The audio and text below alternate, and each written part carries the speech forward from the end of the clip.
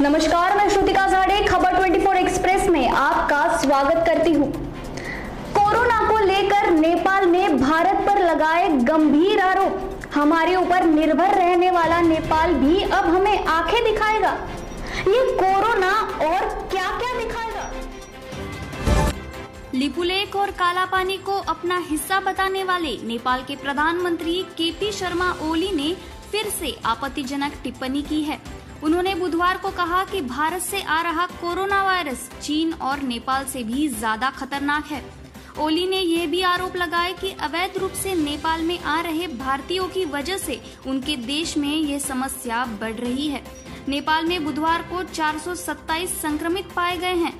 संसद में corona virus पर अपना बयान देते हुए उन्होंने कहा कि नेपाल के लिए इस खतरनाक वायरस को रोकना मुश्किल होता जा रहा है और इसके पीछे देश के बाहर से आ रहे लोग हैं।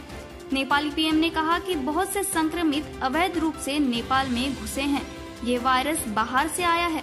हम सीमा पार से हो रही घुसपैठ को रोक नहीं पा रहे हैं। ओली ने कहा कि देश के लिए सबसे बड़ी चुनौती कोरोना के बढ़ते मामले हैं। उन्होंने ये भी आरोप लगाए कि भारत से आ रहा कोरोना वायरस चीन और इटली से भी ज्यादा खतरनाक है। काठमांडू पोस्ट ने ओली के हवाले से कहा, भारत से जो अवैध तरीके से आ रहे हैं वे देश में इस वायरस को फैला रहे हैं। कुछ स्थानीय प्रतिनिधि और पार्टी नेता भारत से लोगों को बिना उचित जांच के लाने के लिए जिम्मेदार है। ओली की ये टिप्पणी भारत द्वारा लिपुलेख दर्रे को उत्तराखंड के धाराचूला से जोड़ने वाली एक प्रमुख सड़क के निर्माण के बाद नेपाल और भारत के बीच सीमा विवाद होने के बीच आई है। उन्होंने कहा कि नेपाल सरकार वायरस के प्रसार को रोकने के लिए बहुत समय पहले से ही एहतियाती कदम उठा रही है। देश को कोरोना वायरस से मुक्त करना सरकार की मुख्य प्राथमिकता है।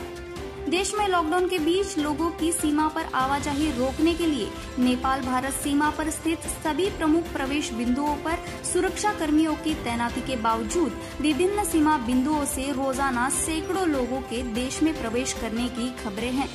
नेपाल के स्वास्थ्य मंत्रालय ने कहा कि देश में कोरोना वायरस के 25 नए मामले सामने आने के साथ ही बुधवार को कुल मामले बढ़कर 427 हो गए।